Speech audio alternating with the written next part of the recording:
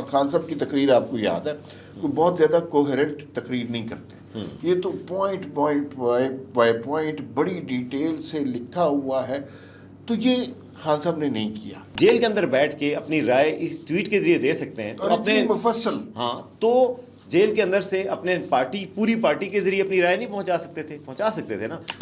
اس وقت تو خان صاحب کی یہ حالت تھی کہ یہ جیل کی ویڈیوز اپنے لیپ ٹاپ پہ بڑے شوق سے دیکھتے تھے، خواتین کے باتھ روم میں کیمرے لگوائے ہوئے تھے۔ آپ اپوزیشن میں ہیں، آپ کو اس پہ اپوزیشن کرنی چاہیے۔ آپ کی ایک ہی رٹ ہے کہ عمران خان آئے گا اور ڈٹ کے کھڑا ہوا ہے اور وہ اس کو لٹا دے گا، اس طرح نہیں ہوتا۔ کوئی بھی بڑے لیول کا وزیر نہیں گیا ادھر اور افغانستان سے بات چیت، حالانکہ مولانا فضل الرحمان صاحب کو بھیجا گیا تھا، وہ پاکستان کی اسٹیٹ کی طرف سے بھیجے گئے تھے۔ ہارڈ اسٹیٹ کیا جو ہے وحید مراد کے لیے بننا ہے یا فرحان ملک کے لیے بننا ہے یا پھر ہمیں دہشت گردوں کے لیے بننا ہے؟ یہ تو کچھ غلط نہیں ہو رہا۔ دہشت گردوں کو الگ کریں، بلوچ قوم کو الگ کریں تاکہ ملک آگے بڑھ سکے۔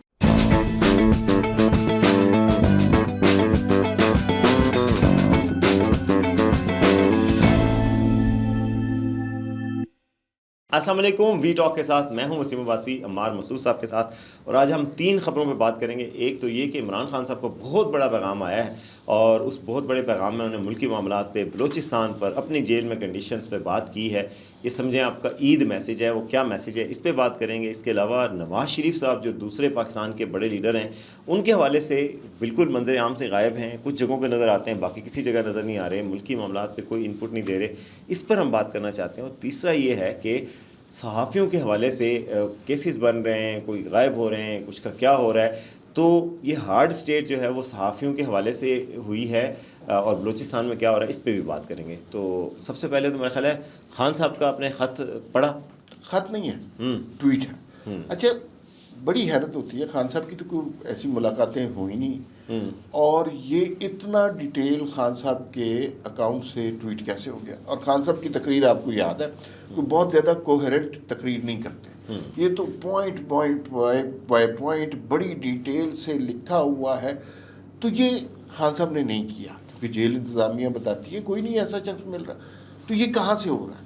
اس کا مطلب یہ ہے کہ ضروری نہیں کہ اس کے اندر جو لکھا ہو اور اچھا لکھا نا وہ عمران خان نے کہا ہو یا وہ عمران خان سوچ رہے ہو، یہ اس کی سوچ ہے جو ملک سے باہر بیٹھا ہوا ہے۔ دوسری بات یہ ہے کہ خان صاحب نے کچھ الزامات بھی لگائے ہیں، مطلب انہوں نے کہا کہ جیل کا سارا انتظام ایک کرنل چلا رہا ہے، اور وہی سب کچھ، کون آنا ہے، کس نے جانا ہے، ملاقاتیں کس نے کروانی ہے، وہ سارا کچھ، اور وہ ISI کا کرنل ہے، یہ خان صاحب نے اس میں لکھا، اور میری بہنوں سے بھی ملاقات نہیں کروائی جا رہی۔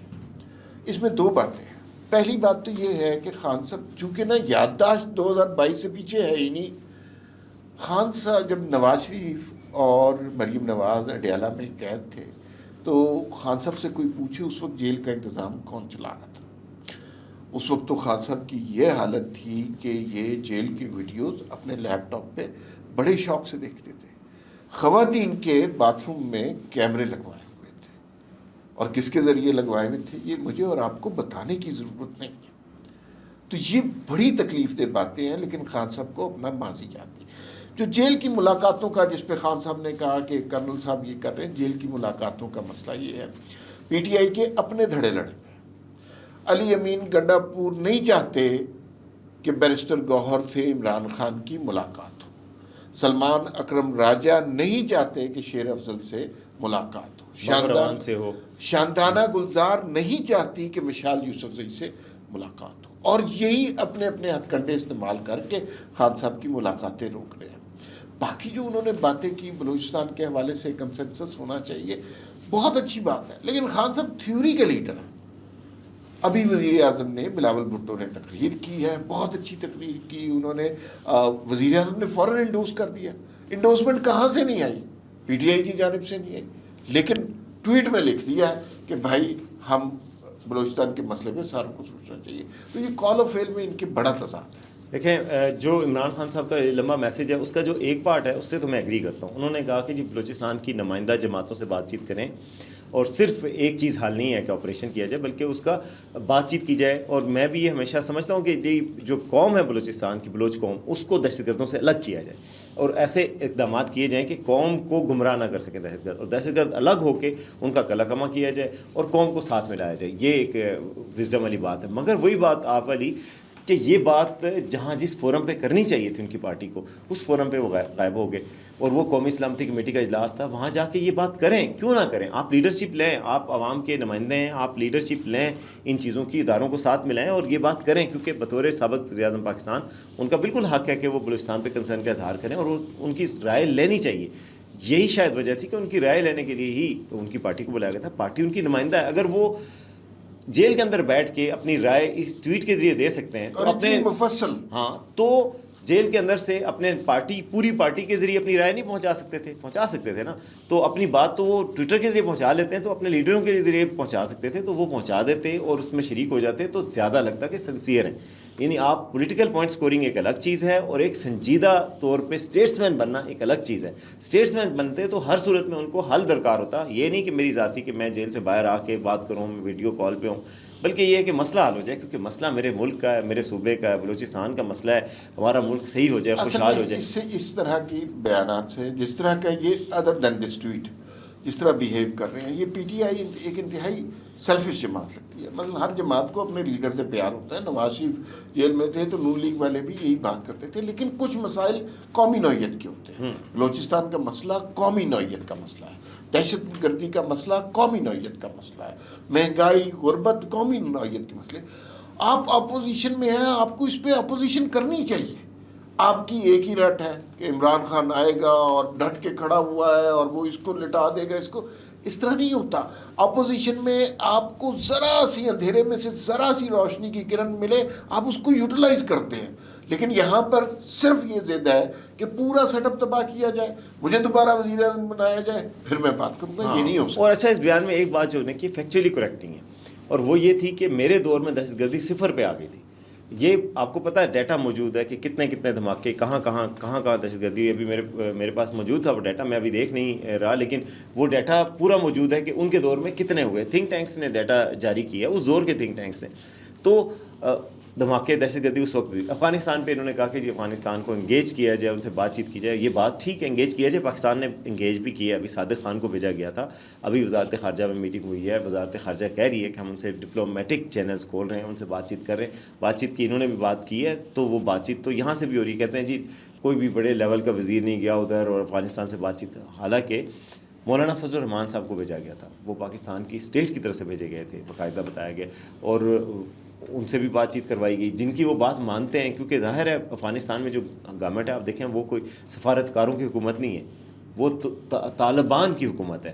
اور وہ جن کو مانتے ہیں وہ اپنے مذہبی نظریات پہ بڑے اسٹرکٹ ہیں، ظاہر ہے. تو وہ مولانا فضل الرحمان کا رسپیکٹ کرتے ہیں، وہ مفتی تقی عثمانی کی رسپیکٹ کرتے ہیں. تو اس چینل کو یوز کیا گیا ہے اور دوسرا چینل بھی یوز کیا جا رہا ہے. ظاہر ہے یہ ہوگا، لیکن یہ بات کہنا کہ دہشت گردی بالکل ختم کر دی تھی، جڑ سے کھاڑ دی تھی. ہم نے ابھی زاہد خان صاحب کا، جو پہلے اے این پی کے سینیٹر تھے، آج کل نون لیگ میں آ گئے، ان کا انٹرویو کیا. انہوں نے 2 باتیں کی. دہشت گردی کے حوالے سے انہوں نے کہا جی کہ 30-40 ہزار دہشت گرد انہوں نے لا کے بسائے. اور اے این پی کا بندہ جھوٹ نہیں بولتا، وہ اس کو پتہ ہے وہ صوبے میں سفر کر رہا ہے. دوسرا انہوں نے جو بڑی خبر تھی کہ عارف الوی جو صدر تھے، انہوں نے 100 ایسے خوفناک خطرناک دہشت گرد جنہیں پھانسی کی سزا ہوئی تھی ان کو رہا کرایا، اور وہی ہمارے لیے عذاب بنے. اس کے علاوہ ایک اور چیز بڑی حیران ہے.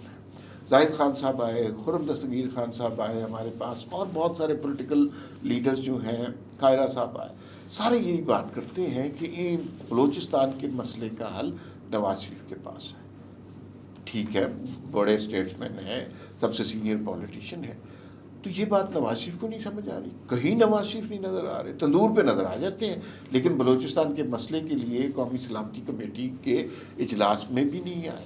تو یا تو انہیں پیچھے رکھا جا رہا ہے یا وہ پیچھے رہ رہے ہیں. لیکن جو بھی ہے اس کا نقصان ملک کو ہو رہا ہے. دیکھیں پیچھے کون ان کو رکھ رہا ہے، وہ ان کے بھائی کی حکومت ہے وفاق میں، ان کی بیٹی کی حکومت ہے پنجاب میں، اور وہ دونوں ان کی بہت رسپیکٹ کرتے ہیں. ہمیں پتہ ہے کہ ان کے فیملی سٹرکچر کس طرح کا ہوتا ہے. لیکن مجھے بڑی حیرت ہو رہی ہے اسٹیٹس مین کی بات جب ہم توقع کر رہے ہیں عمران خان صاحب سے، تو اسٹیٹس مین کی توقع ہم نواز شریف صاحب سے بھی کرتے ہیں.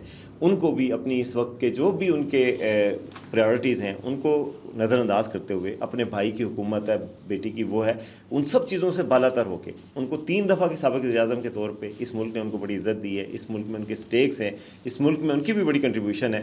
تو اسٹیک ہولڈر کے طور پہ اب جیسے ہم بطور صحافی اور ہماری کتنی جتنی حیثیت ہے اس کے مطابق ہمیں کنسرن ہے، تو اس حیثیت سے جتنی ان کی بڑی حیثیت ہے اس حساب سے ان کو کنسرن ہونا چاہیے، ان کو ووکل ہونا چاہیے، ان کو قومی سلامتی کمیٹی کے اجلاس میں آنا چاہیے. اب یہ بات نہیں ہے کہ وہ کہیں نہیں آتے. کل جنازہ تھا آرمی چیف کی والدہ کا، وہ اس میں شریک ہوئے باقاعدہ، تو اسلام آباد میں ہی آئے، ظاہر ہے، اور مری میں قیام بھی کیا. تو اسلام آباد ہی آنا تھا نا قومی سلامتی کمیٹی کے، تو اس میں بھی آنا چاہیے تھا.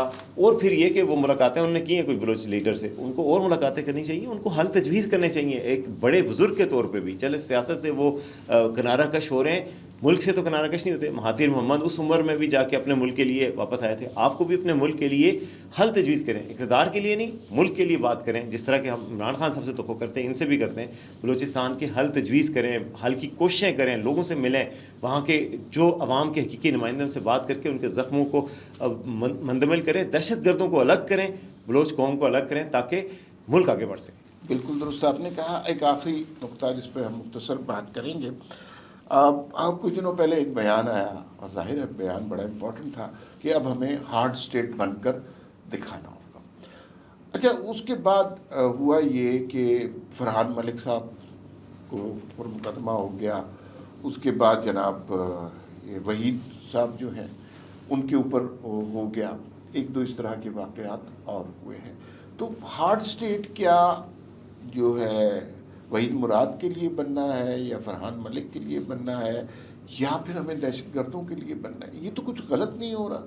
بالکل میں سمجھتا ہوں، دیکھیں جی، یہ وقت وہ وقت ہے عمار صاحب کہ ریاست کو بلوچستان میں انڈر اٹیک ہے. آج بھی یہ ایک اٹیک ہوا ہے، اور پنجاب کے لوگوں کو شناختی کارڈ دے کے باہر نکال کے 6 کے 7 لوگوں کی اطلاعات آ رہی ہیں وہاں سے، بلوچستان سے، افسوسناک، ان کو جان سے مار دیا گیا ہے. تو ریاست پہ اٹیک ہوا ہے. جعفر ایکسپریس میں ہمارے ماؤں کے بچوں کو مارا گیا ہے. ریاست کے ستون جو ہیں وہ انڈر اٹیک ہیں. پاک فوج کے نوجوانوں کو مارا گیا ہے. تو ریاست کو ہمدردی لینی چاہیے پوری قوم کی. ریاست انڈر اٹیک ہے دہشت گردی کے خلاف. پوری قوم متحد ہو کے ریاست کے ساتھ کھڑی ہو، پاک فوج کے ساتھ کھڑی ہو، مسلح افواج کے ساتھ کھڑی ہو. ضرورت اس امر کی تھی کہ آپ ایک کنسنسس بنائیں اور قوم کو ساتھ رکھیں، اور یہ میسیج دیں، بجائے اس کے کہ یہ میسیج جائے کہ جی آپ صحافیوں کے خلاف کریک ڈاؤن ہو رہا ہے، صحافیوں کو پکڑا جا رہا ہے، صحافیوں کی فیملیوں کو پکڑا جا رہا ہے. اس سے آپ کا نیریٹو خراب ہوتا ہے، اس سے فوکس خراب ہوتا ہے. قوم کا فوکس، قوم کا نیریٹو سب کا ایک ہونا چاہیے. ملک اس وقت انڈر اٹیک ہے دہشت گردی کے خلاف جنگ میں، اور انسرجنٹس کے خلاف جو BLA کے دہشت گرد ہیں وہ کر رہے ہیں. ہمیں ان سے متحد ہو کے لڑنا ہے، جس طرح کہ APS آنے کے بعد قوم متحد ہوئی تھی اس طرح لڑنا ہے. لیکن جو اس طرح کی چیزیں ہیں کہ صحافیوں کو ہراساں کیا جائے، پکڑا جائے، کیسز بنائے جائیں، الٹے سیدھے پیکا لگائے جائیں، اس طرح کے کیسوں سے آپ کی فوکس خراب ہوتا ہے، قومی ایک جہتی خراب ہوتی ہے. میڈیا بھی آپ کے ساتھ تب ہوگا جب آپ اصل دہشت گردوں کی طرف ہارڈ اسٹیٹ کا رخ کریں. ہارڈ اسٹیٹ صحافیوں کی طرف رخ تو نہیں کرنا نا. بالکل صحیح ہے. 4 واقعات ایسے ہوئے ہیں.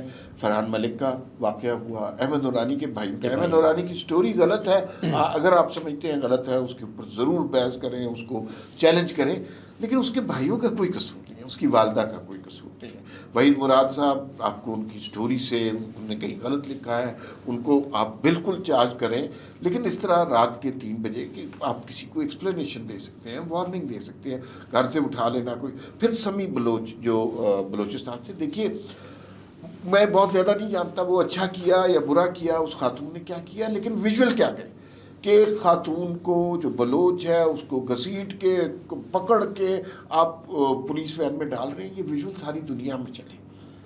یہ ویژول بہت امپورٹنٹ ویژول ہے اور بڑے نیگیٹو ویژول ہے. یہ ویژول نہیں جانے چاہیے تھے پاکستان میں. آپ نے بالکل درست کہا، پوری قوم کا فوکس ہونا چاہیے کہ بلوچستان میں اگر دہشت گردوں کے خلاف آپریشن ہونا ہے تو ہم سب کو متفق ہونا ہے، سب سیاسی جماعتوں کو، سب صحافیوں کو، اور ماضی میں ہم ہوئے ہیں، ہمیں اس طرف جانا ہے، اور ہارڈ اسٹیٹ ہم نے دہشت گردوں کے لیے بننا ہے. فی الوقت اتنا ہی، پھر ملاقات ہوگی. اللہ حافظ.